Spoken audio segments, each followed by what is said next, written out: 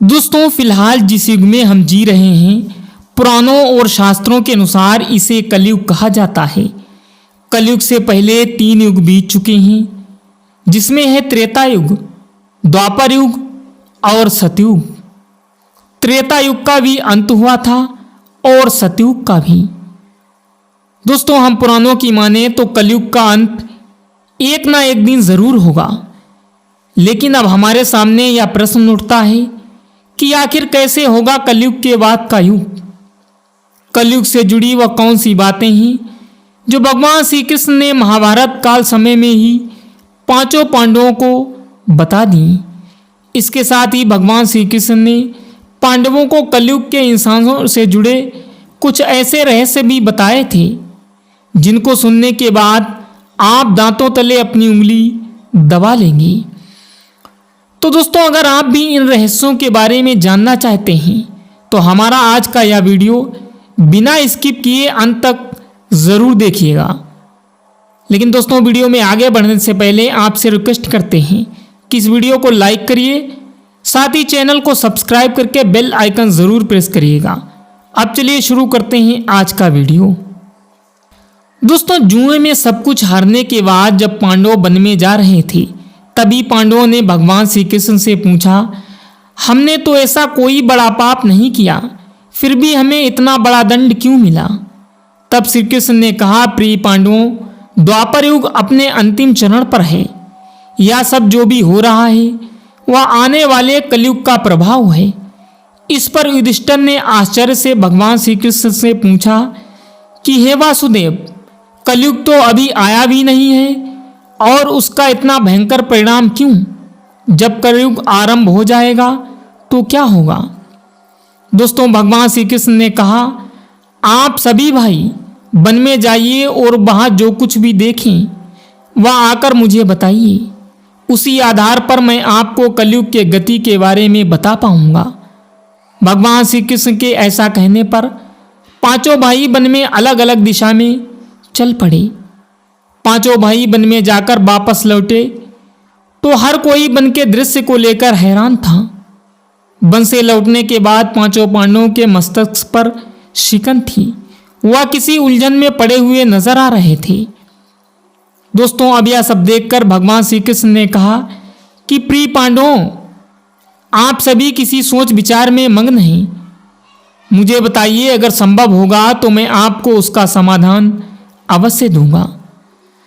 दोस्तों छोटा होने के नाते सबसे पहले सहदेव ने भगवान श्री कृष्ण से पूछा, हे माधव, जब मैं वन में भ्रमण कर रहा था तब मैंने देखा कि जंगल में 7 कुएं थे और आसपास के कुओं में पानी है, किंतु बीच का कुआं खाली है। बीच का कुआं गहरा है फिर भी पानी नहीं है। ऐसा कैसे हो सकता है? इसका अर्थ क्या है? मुझे आप बताइए। इस पर भगवान श्री कृष्ण बोले, कलयुग में धनी लोग लड़की लड़की के विवाह में, छोटे बड़े उत्सवों में, सत्ता के लालच में बहुत ज़्यादा पैसे खर्च कर देंगे, किंतु अगर किसी भूखे को देखेंगे तो उनकी सहायता करने में किसी व्यक्ति की कोई रुचि नहीं होगी। उनका अपना ही सदा भूख से मरेगा, फिर भी वे लोग उसे देखते रहेंगे। दूसरी ओर मौज मस्ती, मदिरापान, मांस खाना, सुंदरता, यौवन और व्यसन में पैसे उड़ाते रहेंगे, किंतु किसी के 2 आंसू पोंछने में किसी को कोई बड़ी दिलचस्पी नहीं होगी। कहने का तात्पर्य यह है कि कलयुग में अन्न के भंडार होंगे, लेकिन लोग भूख से मर जाएंगे। श्री कृष्ण के मुंह से इस तरह की बात सुनकर सहदेव एक पल के लिए काफी दुखी हो जाते हैं, लेकिन वह इस कटु सत्य से भी मुंह नहीं फेर सकते थे। दोस्तों इसके बाद भीम की उत्सुकता कलयुग के बारे में जानने के लिए काफी ज्यादा बढ़ गई। वे श्री कृष्ण से पूछते हैं, हे कृष्ण, मैंने वन में देखा कि एक गाय अपने बछड़े को इतना अधिक चाट रही थी कि उसके शरीर से खून निकलना शुरू हो जाता है, ऐसा क्यों?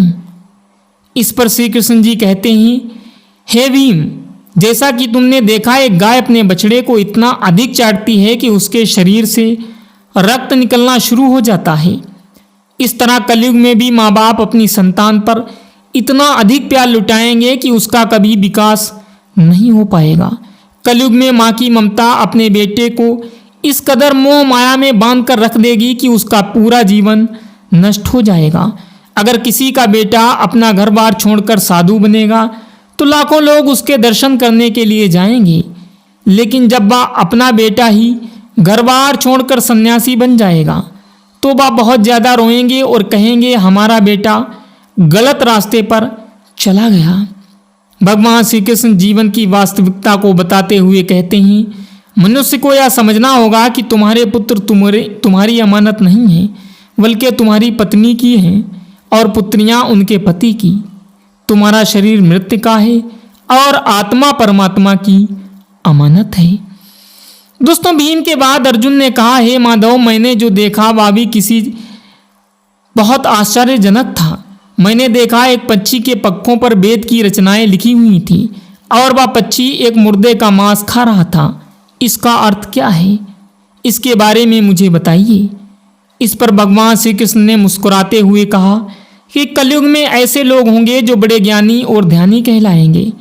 वे ज्ञान की चर्चा तो करेंगे, लेकिन उनके आचरण एकदम राक्षसी होंगे। बड़े पंडित एवं विद्वान लोग कहलाएंगे, किंतु वे यह देखते रहेंगे कि कौन सा मनुष्य मर जाए और हमारे नाम अपनी संपत्ति कर जाए। चाहे कितने भी बड़े लोग हों, किंतु उनकी दृष्टि दूसरे के धन और पद के ऊपर ही रहेगी। सद्पुरुष तो बहुत ही कम आपको कलयुग में देखने को मिलेंगे। कलयुग में इंसान मेहनत से धन अर्जित करने के बजाय दूसरों के घरों में चोरी करना और दूसरों की संपत्ति पर जबरदस्ती करने वाला होगा। दोस्तों, अर्जुन के बाद अपनी जिज्ञासा को शांत करने के लिए नकुल ने श्री कृष्ण से पूछा, हे भगवान, आप मेरी जिज्ञासा को शांत करें। मैंने देखा कि एक बहुत बड़ी चट्टान पर्वत से गिरी। बड़े से बड़े वृक्ष उसे भी रोक ना पाए, किंतु एक अत्यंत छोटे से पौधे का स्पर्श उस चट्टान पर जैसे ही पड़ा, वह चट्टान एक जगह पर स्थिर हो गई। ऐसा आखिर क्यों? इस पर श्री कृष्ण जी कहते हैं, इसका अर्थ है कलयुग में मनुष्य की बुद्धि क्षीण हो जाएगी और उसका जीवन पतन हो जाएगा। उस पतन को धन रूपी वृक्ष से रोकने में सक्षम होंगे, लेकिन हरि नाम के एक छोटे से पौधे से मनुष्य के जीवन का पतन रुक जाएगा। दोस्तों, कलयुग में हरि नाम ही मोक्ष और मुक्ति का एकमात्र मार्ग होगा। दोस्तों, चारों भाइयों के प्रश्नों का उत्तर जानने के बाद अब बारी आती है युधिष्ठिर की। तो भगवान श्री कृष्ण ने मुस्कुराते हुए कहा, हे युधिष्ठिर, अब तुम बताओ तुमने वन में क्या देखा? तब युधिष्ठिर ने बताया, हे योगेश्वर, मैंने एक 2 सूंड वाले गणेश को देखा। इसका अर्थ क्या है? मुझे इस पर अपने विचार बताइए और इसका अर्थ मुझे अच्छे से समझाइए। तब भगवान श्री कृष्ण ने कहा कि इसका अर्थ है कलयुग में ऐसे लोगों का राज होगा जो दोनों ओर से शोषण करेंगे, बोलेंगे कुछ और, करेंगे कुछ और मन में कुछ और होगा और कर्म कुछ और होगा। दोस्तों, वैसे ही लोगों का राज होगा।